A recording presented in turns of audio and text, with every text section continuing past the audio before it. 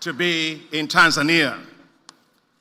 I wish to express our deepest appreciation to the Chairman of the African Union, President Ghazouani, the President of the Islamic Republic of Mauritania, for co-hosting this summit.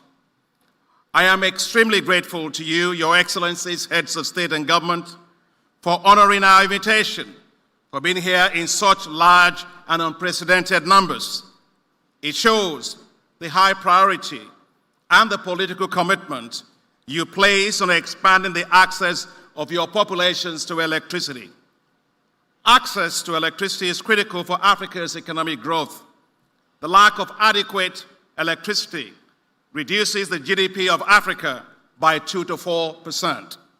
Your Excellencies, since the African Development Bank Group launched the New Deal on Energy for Africa in 2016, at the start of my first term as President of the African Development Bank, working with all our partners, significant progress has been made in expanding access to electricity.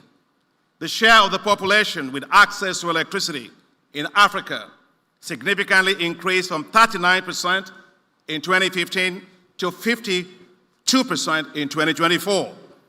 The African Development Bank Group has supported over 25 million people to have access to electricity. However, despite the progress being made, Africa still has 571 million people without electricity, accounting for 83% of the global population without electricity. Over 1 billion people do not have access to clean cooking solutions, which negatively impacts on women's health, children's health, and lives. We must take decisive actions to further drive down these numbers, and that is why Ajay Banga, President of the World Bank Group, and I joined together to launch the Mission 300 with the goal of expanding access of 300 million people in Africa to electricity by 2030. Mission 300 has grown into a global movement, and we were joined by the African Union, Commission, several global partners, including the Rockefeller Foundation, the Sustainable Energy for All of the United Nations, the Global Energy Alliance for People and Planet, and we are not alone. We have just been joined as well by the Islamic Development Bank, the Asian Infrastructure Investment Bank, the French Development Agency, Agence Française de Développement, and several bilateral development agencies. We will not succeed, Your Excellencies, if we do not work closely and more openly with more space for the private sector. And that is why we are delighted that several leading CEOs from around the world have joined us today. Critical reforms will be needed to expand the share of renewables, improve functioning and performance of utilities, transparency in licensing, power purchase agreements, and predictable tariffs regimes that reflect the cost of production. The private sector will also need to play a critical role to expand mini-grids and off-grid systems to reach millions of people without access to grid-based power in rural areas. Our collective effort is to support you, our heads of state and government, to develop and to implement clear actions embedded in country-led national energy compacts, your compacts, to deliver on your visions for electricity in your respective countries. The African Development Bank and the World Bank have developed a very clear path to achieving the 300 million access goal. Together, the African Development Bank and the World Bank will commit $40 billion towards the Mission 300.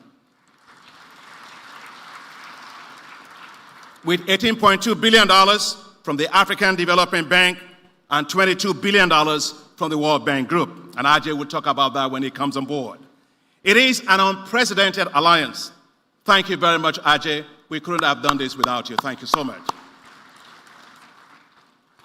And thank you very much to Raj Shah, President of Rockefeller Foundation, for providing critical technical assistance, support of $20 million that made the preparation of the country energy compacts possible. Thank you very much to you and your colleagues.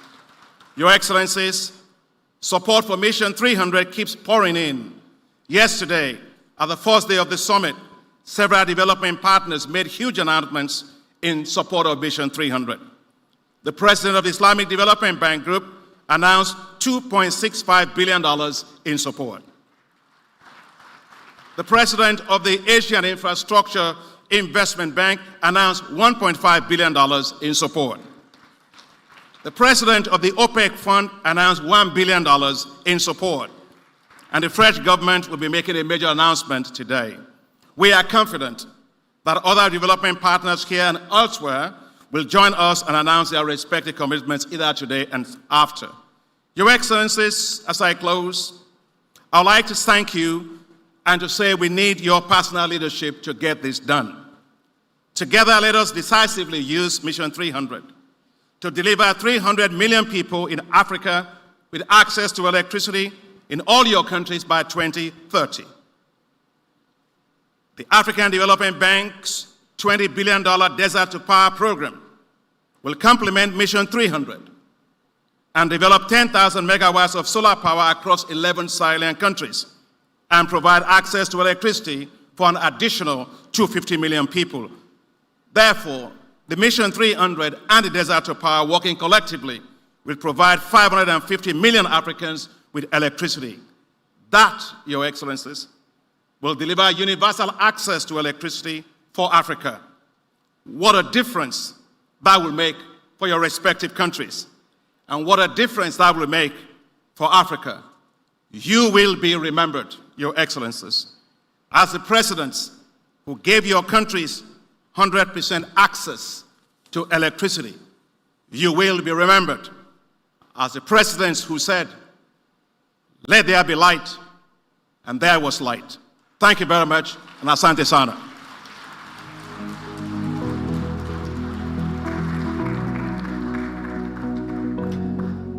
Can we extend another round of applause to Dr. Akinwumi Adesina, President of the African Development Bank, for that wonderful remark. From ideas to action to accelerate energy access, Your Excellency, allow me now to invite to the podium Mr. Ajay Banga, President of the World Bank Group, for his remarks, to be followed by Dr. Rajiv Shah, President of the Rockefeller Foundation. As he gets to the stage, let's give him another round of applause. Madam President, I want to start by thanking you, like all of us have done since yesterday, for the generosity but also the focus and energy of your government and your people to making this possible. Thank you once again. And to my partners, Akin and Raj, I could not believe that we would get to this point when we started this journey last year.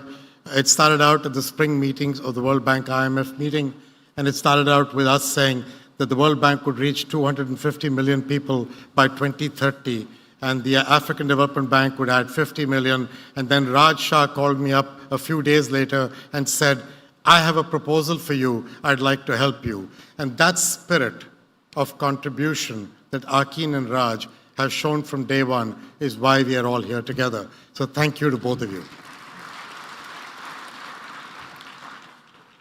I have a very simple agenda for all of us here, heads of state, who are showing your participation and your support for us. We need every ounce of your support. But the reality is, your people need it even more than all of us do. Over the next decade, 360 million young people in Africa will be ready to enter the workforce. That same decade, the African system is expected to only offer jobs to 150 million of these, leaving 3 out of every 5 young people without the opportunity of a job which gives you not just earning, but dignity. And I think if Africa is to achieve its objectives of taking advantage of its demographic dividend over this coming period, then all of us need to change this idea, because forecasts are not destiny. Forecasts are not destiny. We can change this. We can help those 3 out of 5 people. And while journeys are fueled by hope, the reality is they are only realized by deeds. It is deeds that we are here together to discuss. Our mission to address the fundamental challenge of providing electricity to half of this continent's people, 300 million, who do not have access. This is just the critical first step. M300 is the cornerstone of a jobs agenda. It is not just about electricity. It is not just about clean cooking. It is not just about healthcare. It is about people and their optimism and their hope for dignity. This is the cornerstone of a jobs agenda. It is the foundation for future development, and we would like to be your partners as we go forward. To succeed, we all have to embrace a very simple truth.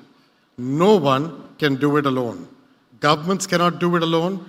Businesses cannot do it alone. Philanthropies cannot do it alone. Development banks cannot do it alone. But together, we can. And only through collaboration can we achieve this idea of making it possible. Governments are the architects of reform. They craft the policies, the regulations that drive progress. But they're also the engineers of investment. They leverage their resources to finance essential infrastructure. Over the past year, we've worked alongside leaders of your countries to develop country-specific plans. These are rooted in data, they're endorsed at the highest levels by you, and they are aligned with very clear goals of reform. These plans focus on affordable power generation, on expanding connections, and on regional integration and regional electrical markets. They aim to boost the efficiency of utilities, they aim to attract private investment, and the idea is deliver reliable, sustainable electricity. These are going to require political will, persistence, and a long-term vision. So amid fiscal challenges, governments will also need the support to meet these infrastructure goals. And that is where the IMF, the World Bank, the African Development Bank, all our partners that Akin referred to, that's the role we can play to help you free up resources. But for the private sector, a lot of our friends and colleagues who are in this room, this effort represents both a challenge and an opportunity. We need your innovation, we need your efficiency, we need your people, we need your creativity, we need your capacity to scale. To facilitate your investment, we've identified those regulatory policy barriers. We are working to eliminate them. We will put our money at that point where if these policy barriers are removed, our money is put to work. This is a pay-for-results effort that we are putting in. Our plans will create the environment where your investments can generate returns while driving meaningful impact. So that's going to take calculated risks, and every development bank here sees that we are ready to be your partner throughout this. For the World Bank Group, I can promise you our equity and guarantees, our resources to help de-risk investments and support your efforts.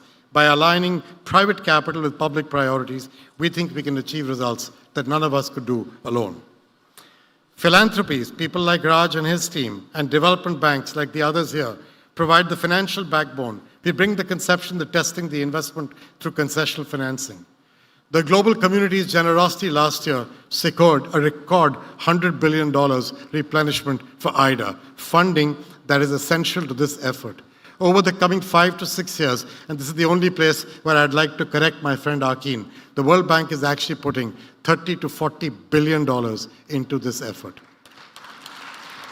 Which is roughly, which if you think about it, if you're putting $100 billion into IDA, a large chunk of IDA is going into this effort to help Africa enable its people, its young people, to achieve their dreams and their aspirations, which is exactly what the money should be for.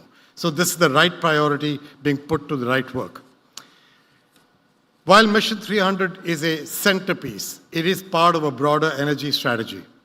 We are also working on energy projects, including investments in natural gas that I believe will help to support a just energy transition.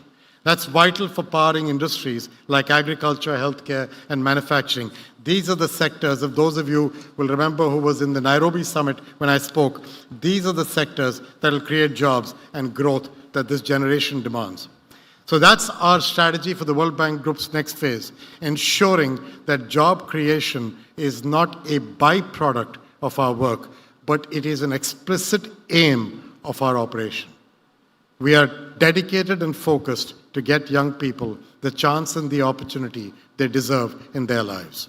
This will take collective effort. Thank you. Governments must drive reforms. The private sector, all my friends and partners here, you need to invest with confidence and trust. And we in the development banks, we must deliver the financing, we must uphold accountability. This will demand hard work and vision. But remember, all this is within reach if we do this together. I'm very grateful to all here. I thank you for the opportunity to be a part of your journey. I think all my colleagues in the World Bank Group are enthused by the idea of being a part of Mission 300. Thank you once again, Madam President, and thank you for all of you. Good luck.